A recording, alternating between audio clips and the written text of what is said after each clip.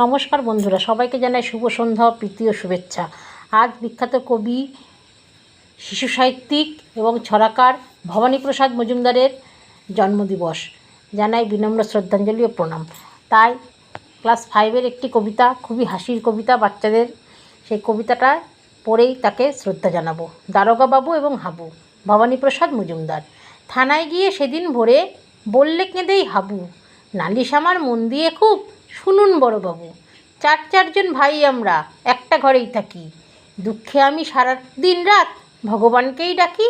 বর্দা ঘরেই 7টা বিড়াল, পোষেন ছোট বড়, মেজদা পোষেন 8টা কুকুর, যতই বারণ করো।